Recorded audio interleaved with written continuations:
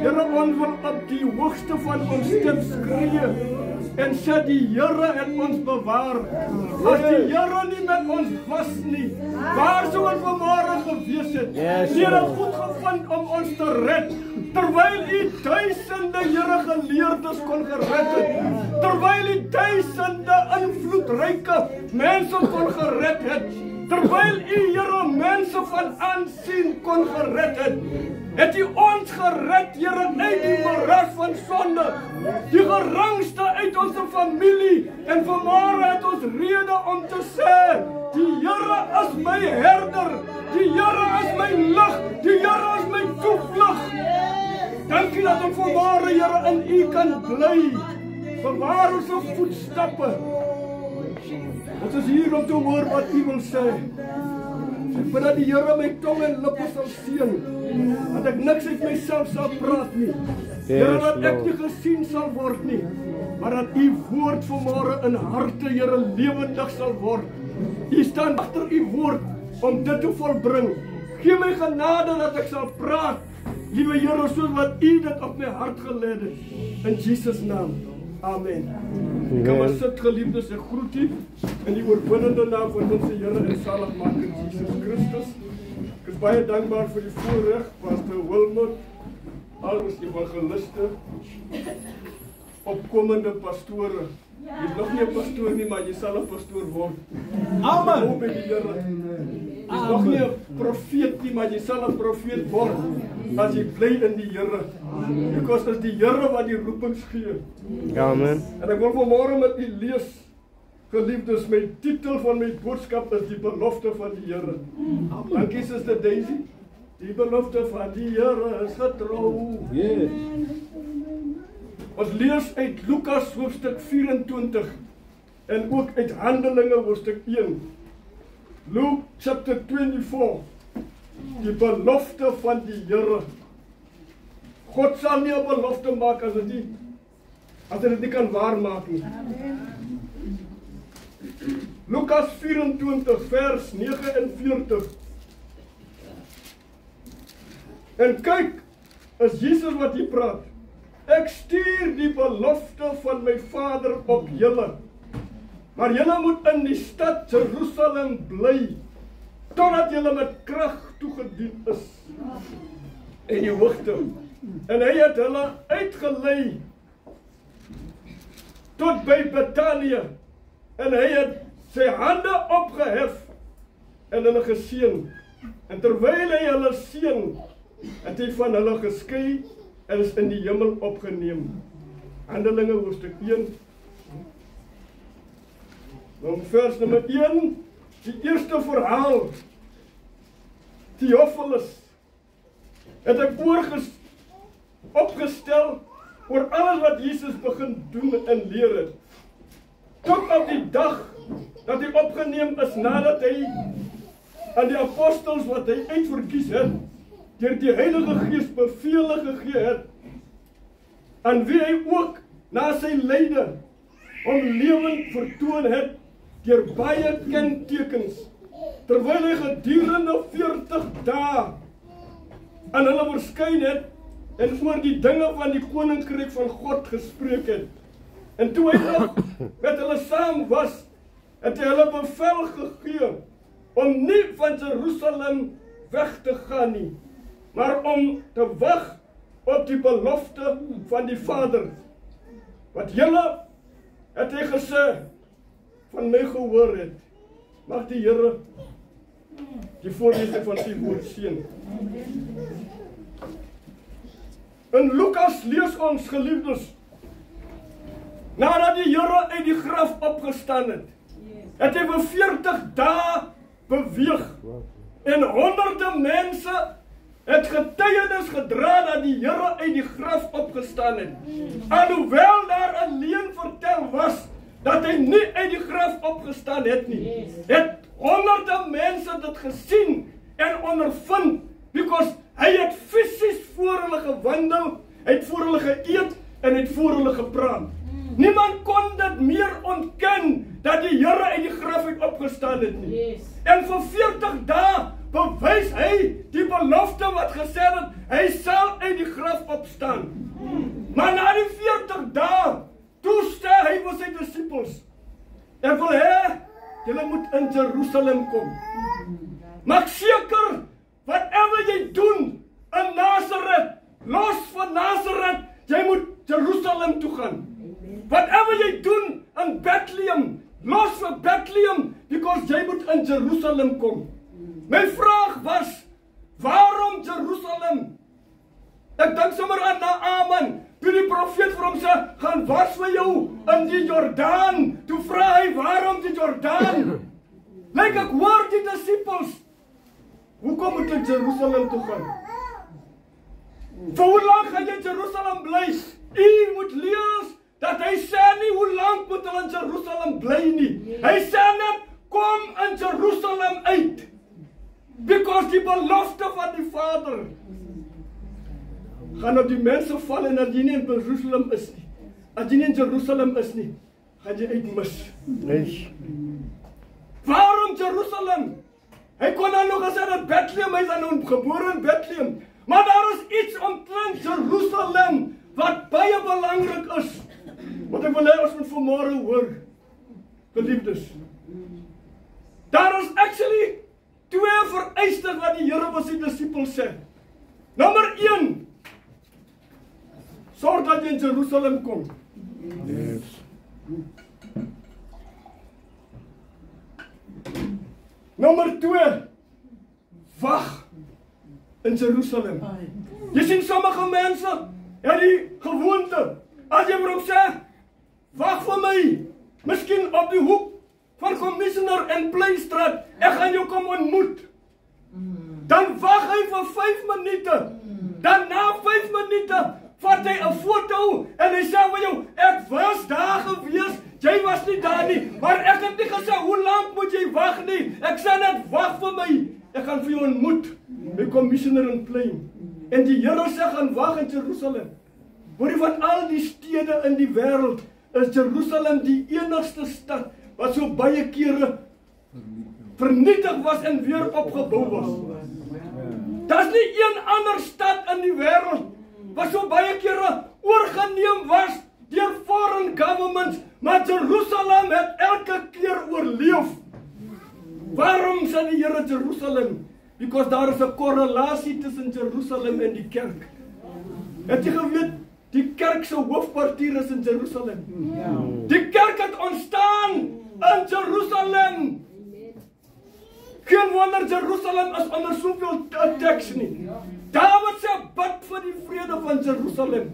En die Here sê, gaan wag in Jerusalem. Because daar is 'n belofte wat die Vader gestuur het. En die Bybel sê in Johannes 14, sê Jesus voor hy weggaan, ek gaan om vir julle 'n plek voor te berei. En as ek gegaan het, sal ek die Vader vra om julle die trooster te stuur. Dit is baie belangrik, geliefdes. 40 dae nadat die Here opgestaan het, op die 29ste van hierdie maand, nie verlede maand, het ons hemelvaart gevier. En die Bybel sê, geliefdes, nadat hy sy hande opgehef het, die disciples was nie in Jerusalem nie. Hulle was in Betanië. Die Here sê vir hulle, nou moet julle in Jerusalem gaan wag.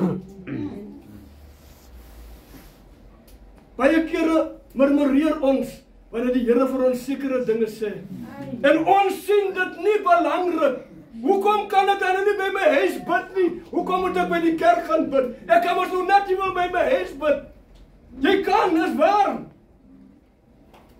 Maar daar is iets spesiaal omtrent die plek wat die Here uitverkies het. En ek gaan vir u dit uitwys soos die tyd aangaan. Jerusalem word genoem the city of peace.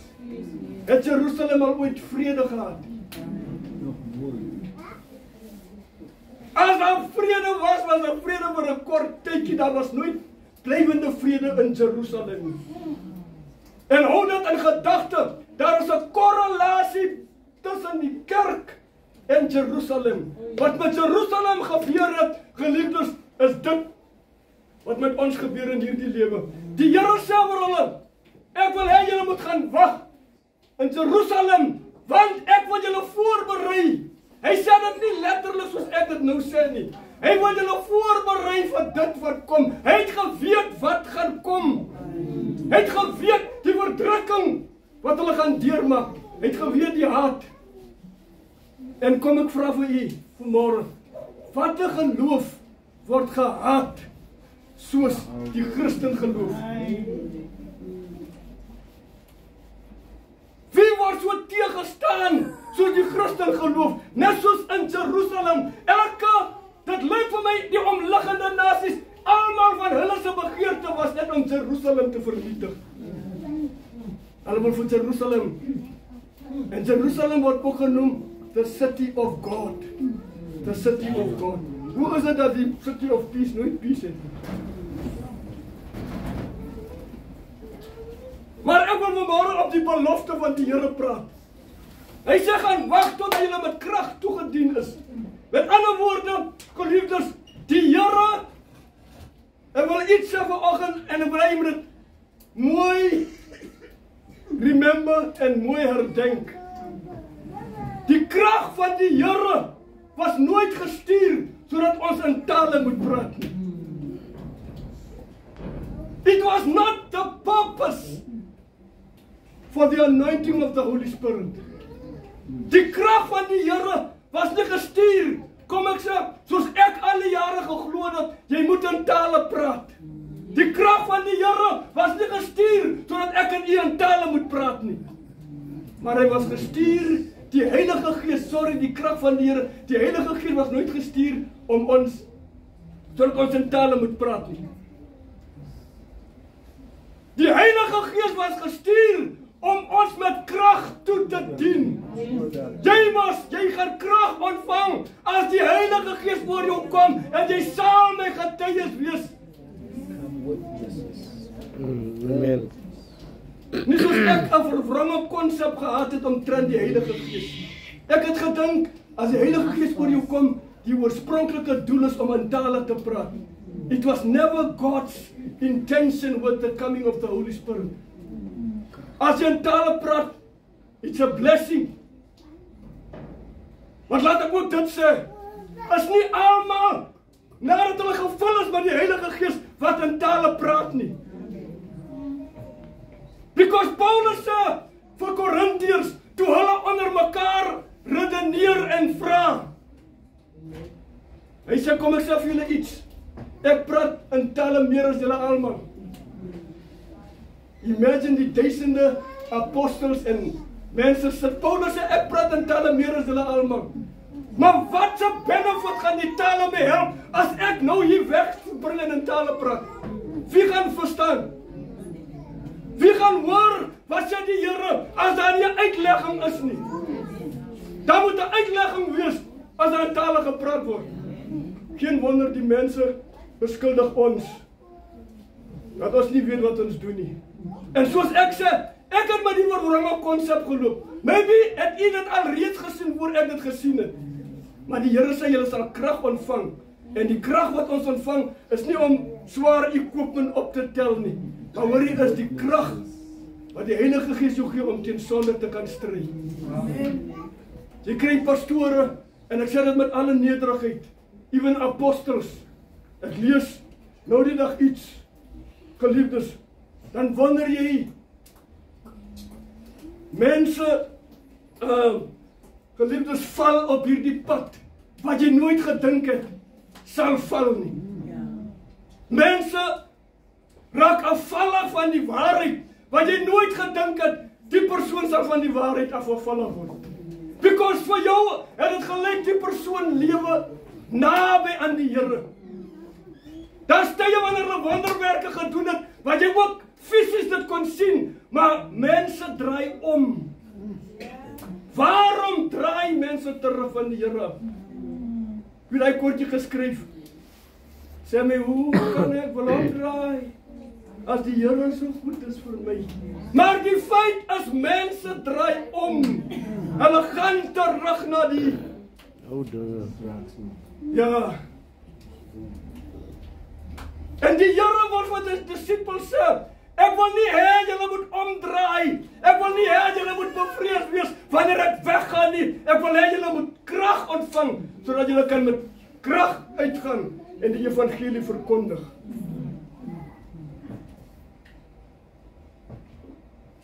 In die week hoor ek 'n shocking statement wat iemand sê, the Holy Spirit is not a person. Right? I'm just leaving it there for now. It's a discussion for another day. But let me say, geliefdes, die disippels, toe die Here op pad is kruis toe hardloop elkeen van hulle na sy huis toe. Elkeen hardloop terug na sy ou besigheid toe. Elkeen gaan terug na sy ou gewoontes toe. Petrus gaan maak die nette skoon want hy wil nou weer gaan visvang. Hulle was vreesbevange. Die Bybel sê, die Here het ook gesê, hierdie nag gaan almal van my wegdraai, maar ek sal nie alleen wees nie. Die Vader sal saam met my wees. Amen. Hoor jy, hulle was so bang dat elkeen in sy hoekie gaan wegkruip. Maar hoor jy, geliefdes, toe die Heilige Gees oor hulle kom. En by the way, ek het nog gelees in Handelinge. Daar is eintlik net 2 apostels wat hiervan gepraat word. Wel, Steven was die een wat gestenig was, en daar word een ietsie gesê omtrent Johannes. Maar die 2 apostels, naamlik Petrus en Paulus, was die 2 apostels wat eintlik Handelinge geskryf het. Nie geskryf het nie, geleef het. Because Lucas het Handelinge geskryf. Maar die krag of die belofte van die Vader is, ek gaan vir julle die trooster stuur. Want die trooster, ek gaan vir julle die Heilige Gees stuur. Ek gaan vir julle iemand stuur wat met julle gaan wees tot aan die einde. En hulle het gekyk en gewag vir hierdie wonderlike belofte. En toe die belofte kom, die Bybel sê toe elkeen in 'n taal gepraat. Meen dit dat tale, geliefdes, was die doel waarvoor die Here die Heilige Gees gestuur het. So as jy nog nie in tale praat nie, moenie sleg voel nie. Beywer jou daarin dat die Here, hy sê beywer jou om 'n beter gawe van die Here te kry. Ek was al in dienste waar mense vir jou sê, hoorie, kom ons bid in die Heilige Gees. Die magte van die bose is hier rondom die plek. We must pray in the Spirit. You cannot teach somebody how to pray in the Spirit. Because the Spirit kom leer, hy word nie geleer nie. Hy word nie gesê nie. Jy kan nie met die Heilige Gees sê, ek wil hê jy moet nou op my val nie. Hy kom wanneer jy gereed is en hy kom wanneer sy tyd is. Sometimes we want to force the issue and die proses wat ons force doen ons meer skade as goed. Ek was in 'n troostdiens toe sê die mense ons moet in tale praat. Ons moet die mense kom troos. Hy sê my volk gaan ten gronde weens 'n gebrek aan kennis.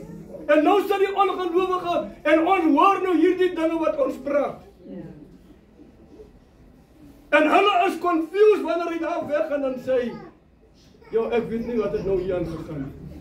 But you see, the Holy Spirit speak in a language that you and I can understand. Die Heilige Gees praat in 'n taal wat ek en jy gaan verstaan.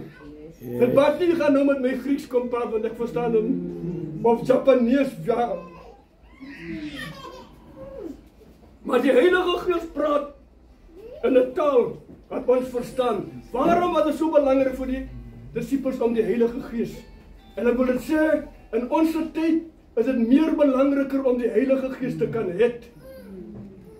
Because die Here sê as ek weggaan, gaan daar valse profete kom. Hoe identifiseer jy 'n valse profeet? As jy nie die Heilige Gees in jou het nie. Daarom word mense so maklik mislei. Daarom aanvaar ons enige ding wat die pastoor of die diensleier of die profeet sê, ons aanvaar enige ding asof dit die Heilige Gees is, because we don't have the Holy Spirit in us. Ek het eendag, toe sê die Here vir my, let net op. In the atmosphere of worship and praise, when you worship and praise the Lord, when you worship and praise the Lord, you can tell the congregation anything you want and they will do it. Why is it so important when you come to the house of the Lord dat jy ingebid is? Hy sal let op jou voete soos jy kom na die huis van die Here. Because when they start worshiping, we worship things. Ek vind dit nou agterna uit. Sommige van die liedere wat ons sing, is nie regtig om God die eer te gee nie. Is nie regtig om die Here te prys nie. But it's giving praise unto a God, not the God of Abraham, Isaac and Jacob. And when you worship, die atmosfeer voel so heilig. Wanneer die pastoor sê, hier is petrol, drink petrol. Die atmosfeer is klaar gereed, jy sal petrol drink. Because you want your healing, you want your breakthrough. En die Here wil ons waarsku, die Heilige Gees, as die Heilige Gees oor julle kom, sal julle krag ontvang. Jy sien, die Heilige Gees was gestuur om ons te leer in alle waarheid. Hy leer jou in alle waarheid. Die Heilige Gees is ook gestuur om gawes aan ons uit te deel. As die Heilige Gees wat die gawes uitdeel. En gedurende hierdie week het hulle gesê dit is Pentecostal week. Ons kyk uit, geliefdes, vir daardie dag wanneer ons gevul gaan word. Jy hoef net een koortjie te sing, dan neem die Heilige Gees oor. Yes. Jy sal nie mense so wat en vra vir getuienisse nie, because die Gees gaan self oorneem. Waarom moet ons sukkel om mense te roep om te kom getuig? Because as ek van die huis af weggaan, dan moet ek al reeds vir myself sê, dit is wat ek gaan doen in die huis van die Here. Ek moet net sê, Vader, help my dat ek dit sal doen na die beste van my vermoë. Maar julle sal krag ontvang. Ek weet nie waarom het ek geglo, dat as jy die Heilige Gees ontvang, die Heilige Gees is vertaler. Dan sê mense, jy was nog nie gevul met die Heilige Gees, want jy praat nie in tale nie. En vir my het het, ek het baie sleg gevoel, want ek het nie in tale gepraat daai tyd. Nie nou dat ek in tale sal gaan. Maar die perspektief wat ek gekry het omtrent die Heilige Gees, julle sal krag ontvang. Yes. Die disciples of die apostels, nadat die Here hulle aangedoen het met krag, het hy opgelet, toe begin die vervolging. Geen mens in sy normale liggaam sou kon deurmaak wat hulle deurgemaak het, en nog psalm te kan sing tot ere van die Here, is net wanneer die Heilige Gees oor jou kom, wanneer jy in 'n stryd kan sing, wanneer jy in 'n siekte kan sing, wanneer jy in 'n probleem kan sing, wanneer die koskas leeg is, dan sing jy, is net wanneer die Heilige Gees in jou is. Jy gaan nie nou sit en wonder, kan ek nie nou daar by die Matsoni se R1000 gaan leen? Is net wanneer die Heilige Gees oor jou kom, wanneer jy weerstand kan bied teen die versoeking. Nie dat ons beter is nie. Nou, nie dat ons iets beter doen as iemand anders, maar jy sien, die Heilige Gees gee ons krag om weerstand te kan bied teen die sonde. As iemand 'n ander krag het, I don't know about it. Maar hoor jy, die Heilige Gees gee jou krag. And you know, the Holy Spirit is a sweet, hy's a calm person. Hy het nie nodig om te skree soos ek nou skree en waai. No, the Holy Spirit comes en hy praat saggies. En my begeerte is, geliefdes, dat alles wat ons wil doen, moet ons doen om nooit die Heilige Gees te bedroef nie.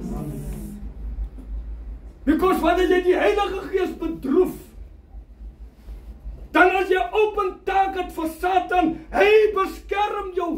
Die Heilige Gees beskerm jou, dat Satan jou nie kan aanval nie. Maar wanneer jy hom bedroef, en hy stap weg, dan is dit 'n open target vir Satan. Dan hoor jy mense kry enige snaakse revelation. Onskriftuurlike revelation, wat nie eens strook met die woord van die Here. Remember, ek het gesê, die Heilige Gees gaan julle lei in alle waarheid. It was never given so that we might be prosperous. The Holy Spirit was given so dat ons krag moet kry. Hoe kan ek die Heilige Gees bedroef? Deur my gedagte. Ek dink iets wat nie reg is nie. En dan bedroef ek die einste Heilige Gees wat daar is om my te help. Wanneer ek dinge praat wat nie reg is nie, dan bedroef ek die Heilige Gees. Wanneer ek dinge doen wat nie reg is, dan bedroef ek die Heilige Gees. En is so geliefdes belangrik dat ons nie die Heilige Gees bedroef nie. Because die Heilige Gees, ek hou van die woorde wat Catherine Kuhlman gesê het jare terug. The Holy Spirit is my best friend. Don't disturb me. I am in contact with my best friend. Die Heilige Gees openbaar vir ons dinge wat ons nie ken nie. En gedurende hierdie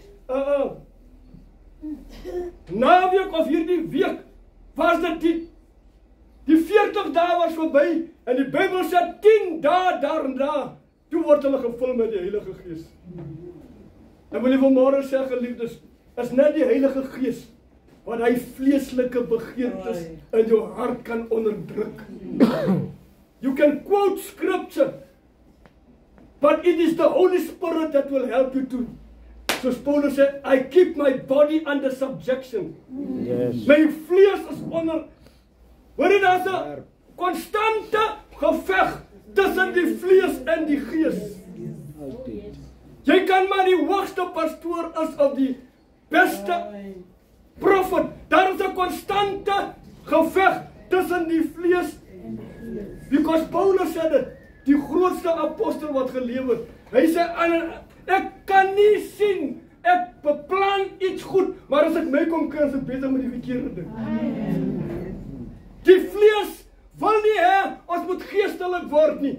Daarom is daar 'n aanhoudende geveg tussen die vlees en die gees.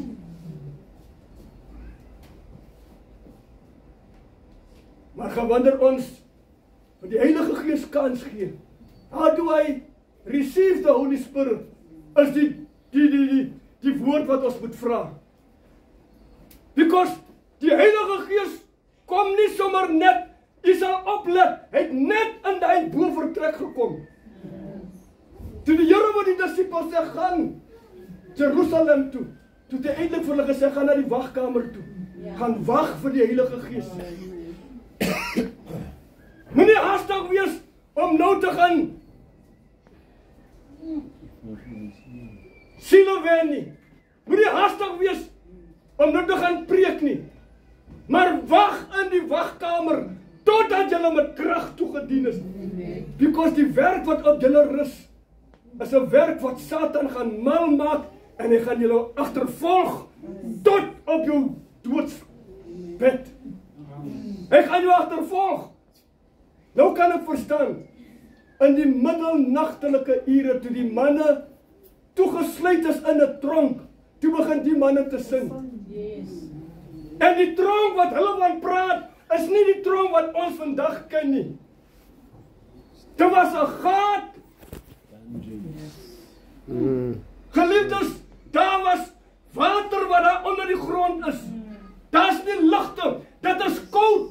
Dit is 'n plek waar niemand wil wees nie. Maar hoor jy, in die gat, toe begin die manne te sing. Hoekom kon hulle sing? Because die Heilige Gees was binne in hulle. Waarom verstaan die mense nie? probleme, maar jy het 'n lied om te sing. Jy het so kominge, maar jy sing. Because dit is die Heilige Gees wat ons krag gee. Is nie op ons eie krag wat ons staat maak nie. Daar is sekere dinge wat ons nie moet doen aan die Heilige Gees nie. Die Heilige Gees is die derde persoon in die goddelike eenheid. He's the third person in the Trinity. Well, they reckon the Trinity does not appear in the Bible. But we know, geliefdes, die Heilige Gees is van God gestuur om elke geliefde, elke gelowige toe te rus met krag. En ek het gesê, ons kan die Heilige Gees bedroef, wat ons nooit moet doen nie. Ons kan, soos Ananias en Safira, die Bybel sê, die apostels het nie gedepend op tiendes en offerande nie, in die boek van Handelinge. Maar hulle, en die mense, die Heilige Gees het die mense so oorreed, dat hulle nie nodig gehad het om tiendes en offerande te vra nie. Die mense het self blymoediglik gegee, en hierdie twee man en vrou besluit, ons gaan ons grond verkoop, want ons het gesien, Petrus en die ander apostels doen dit, ons verkoop ons grond, dan bring ons die geld, dan gee ons vir die apostels.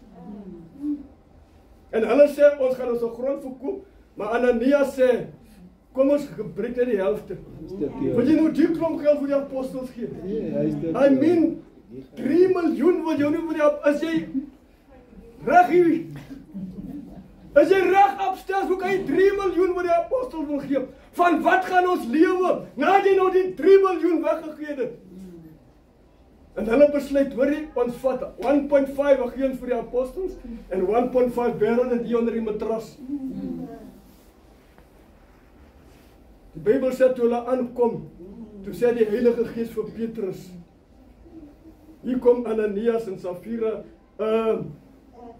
apostel Petrus, dit is wat ons grond voor verkoop het, en hier is die geld. En Petrus sê vir hulle, julle kon dit wie het vir julle oorreed om vir die Heilige Gees te lieg?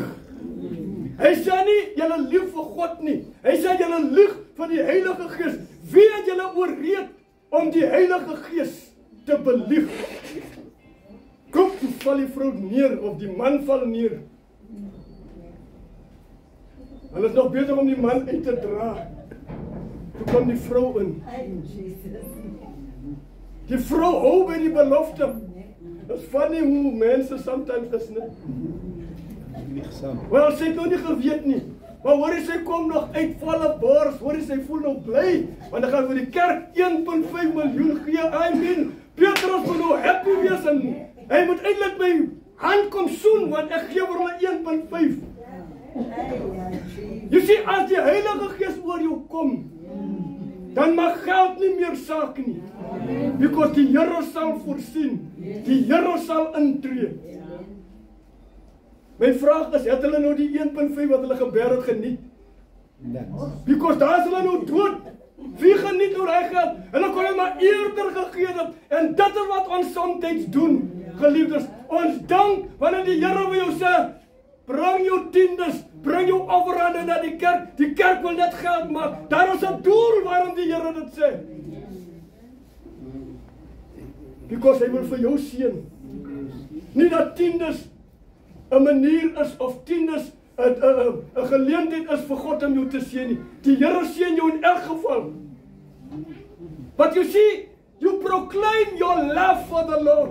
Deur jou tiendes en jou offerande te bring, proclaim jy jou liefde vir die Here.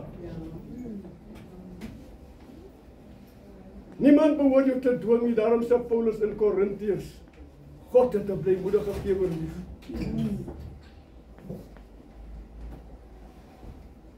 Daar is 2 of 3 dinge wat ek genoem het, wat ons teen die Heilige Gees kan doen. En ek wil nie eens gaan by die 3de een, where you can sin against the Holy Spirit. The question all these years in my mind was, het Ananias en Safira teen die Heilige Gees gesondig. Want die Here sê sonde aan die Vader gaan jou vergewe word. Sonde teen die Seun gaan jou vergewe word.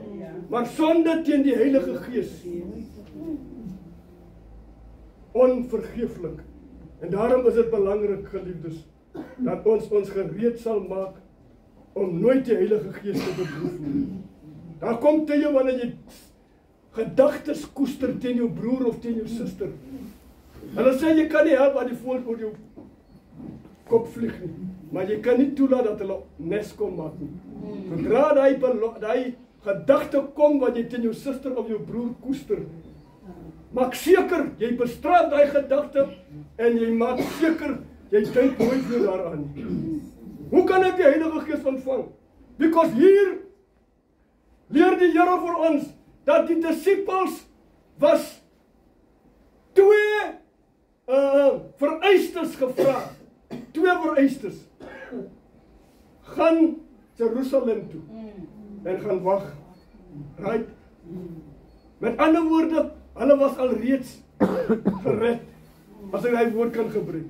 Hulle het al reeds die Here gedien. So, punt nommer 1, ek moet die Here as my saligmaker aanneem. Ek moet my beywer om die woord van die Here te lees, met die doel om te verstaan wat God se wil is vir my lewe. You know, as mense wat die woord van die Here lees, net om ander aan te val met die woord. Hy lees nie die woord van die Here dat dit hom raak nie, maar ek moet die woord van die Here lees dat my plan wat die Here het met my lewe oopgemaak kan word. Ek lees nie die Here se woord sodat ek iemand anders daardeur kan nakom nie, maar ek lees die woord van die Here sodat God se plan vir my lewe duidelik kan word.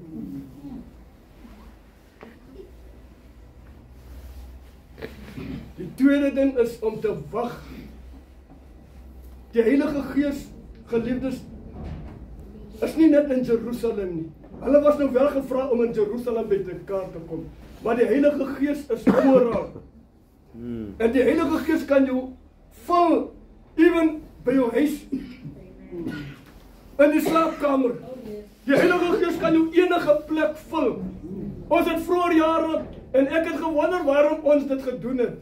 Daar is sommige dinge wat ek vandag sien, en nie verstaan het daai tyd waarom ons dit gedoen het. Ons het gewoonlik, gedurende hierdie tyd van die jaar, net na die hemelvaart, dan het ons Pinksterdienste gehad, waar ons mense bid dat hulle gevul word met die Heilige Gees. En toe ek nou agterkom, die Heilige Gees is enige plek, jy kan hom enige tyd aanvaar. Hy kan jou vul enige tyd. En daarom wil ek u vanmôre bemoedig, strewe daarna toe, om die Heilige Gees in jou lewe te kry. Waarom sê ek so? Sware tye is op die deurdrimpel. Ons gaan sware tye deurmaak. En geen ander geloof gaan so swaar verdruk word soos die Christen geloof soos ons. Geen mense gaan so verdruk word soos die volgelinge van Christus nie. Ek weet nie of u kan oplet wat even gebeur in die land, wat in die wêreld gebeur. Ek gaan vir u net een voorbeeld noem van wat ek onlangs opgelet het omtrent ons in Suid-Afrika. En dit versprei soos 'n veldbrand. En duisende van ons stroom om hierdie so-called, ek weet nie kan ek dit anointing noem nie. Want as iemand vir jou sê, as jy sugar diabetic is, en iemand sê vir jou, die Here sê vir my, ek moet vir jou sê, jy moet gras gaan eet, sodat as hy gras deur jou system kom, gaan jy genesing kry deur. En omdat ons, oorlede Pastor Gos het altyd gesê, Hy sê, as mense vir jou sê, die Here sê vir my, dan moet jy baie mooi luister. Because nie alles wat die mense sê, is wat die Here gesê het nie. En dit is iets wat onlangs so posgevat het in onze gemeenskappe en in onze areas. Waar mense die Bybel sê, hulle gaan hardloop. Wanneer hulle hoor, daar's 'n profeet. Daar's 'n profeet in Oos-Kaap. Dan hardloop hulle Oos-Kaap toe. Mense het gehardloop. Een jaar, toe kom daar 'n profeet FNB Stadium toe. En die broer bel my van Bloemfontein af. Hy sê vir my, pastoor, hoe kan ek by FNB Stadium kom? Daar's 'n night of prayer en healing ministry wat gaan plaasvind by FNB. Ek vra waarom kom jy na die profeet, whatever sy naam is, ek wil nie sy naam noem nie. Hy sê, ja, ek kom, en ek kom met 'n kombie vol siek mense.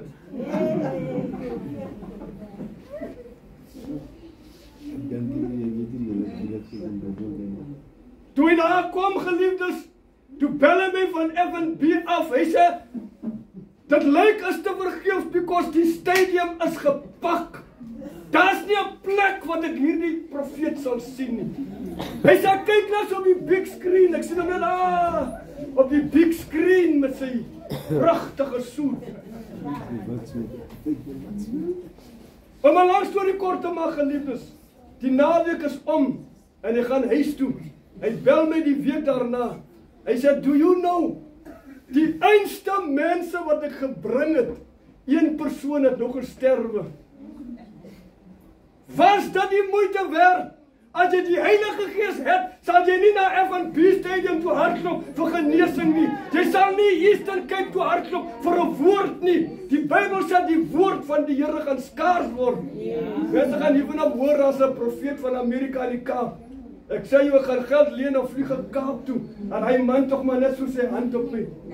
As jy daar sou kom en daar duisende mense voor jou, jy kry nooit die kans nie. En die Heilige Gees help ons om te kan onderskei. Hy help ons om te kan onderskei. Daarom sê Paulus, moenie agter elke woord van lering af hardloop nie. Maar hoor jy, die Heilige Gees, geliefdes, is hier vanmôre. As jy gereed is, hy's hier om jou te vul. Halleluja. Hy's hier. En hy wil jou help. Jy struikel met slegte gewoontes. Ek noem dit maar slegte gewoontes, maar die Bybel sê dit is sonde. Jy struikel met slegte gewoontes, maar die Here is hier om jou te help. En hy wil jou vrymaak. Kom ons lê die oë en ons bid die woorde. Holy Spirit, move me now, make my life whole again. Spirit, move over me. Spirit, move over me. Holy Spirit, move me now. Make my life whole again.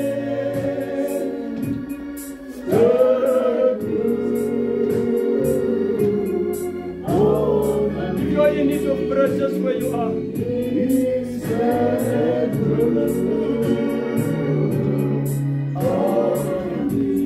Holy Spirit, Holy Spirit, move me now, and make my life whole again. Spirit, move over me.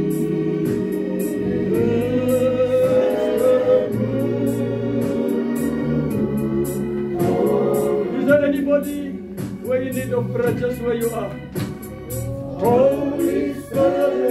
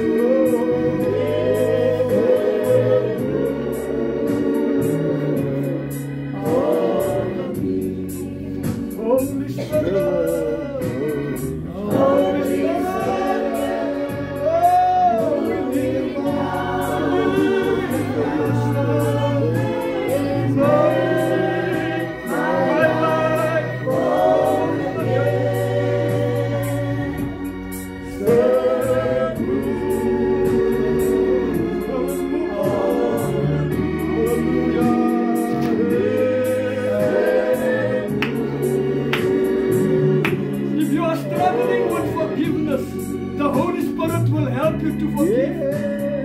Holy Spirit, move me now, move me now, and make my life. Hallelujah! Yes! Hallelujah! Make my life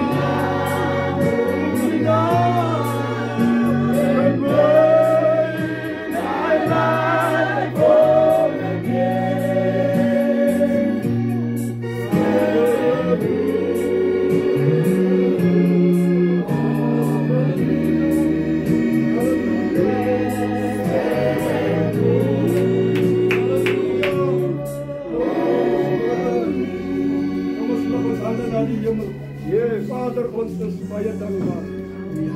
Here, baie dankie dat u vanmôre met ons gepraat het. En Here, u wil ons voorberei vir dinge wat kom. Daarom, Here, het u gevra dat ons, my God, Here, voorsiening maak vir die Heilige Gees om in ons lewe en ons liggame, Here, te kan opereer. Dankie, Here, dat u nie soos 'n mens na ons kyk nie. Ons stel u te leer, ons, Here, faal u. Maar Here, u, net soos met die opbouing van Jerusalem, stuur elke keer iemand om ons op te bou. En vanmôre bid ek, Here, terwyl die kinders staan oor hierdie plek waarin vanmôre is, mag die Here elkeen aanraak. Elkeen se, my God, Here, kennis vermeerder omtrent, Here, die doel waarvoor u ons geskape het. Yes, Lord. Ons bid dat die Here hulle aandoen met krag. Hierdie wat sukkel met, Here, slegte gewoontes, raak hulle aan en ontmoet hulle, Here, dat hulle meer as oorwinnaars sal wees. In die magtige naam van Jesus Christus. Ons vra dat ons gedagtes sal vernuwe, ons nuwe krag sal gee, dat ons met nuwe insig en nuwe vermoë die week sal binnegaan, ons kop omhoog sal hou, want ons is meer as oorwinnaars in Christus Jesus. Met baie danksegging. Amen. God bless you. Here sê dit aan die geliefdes.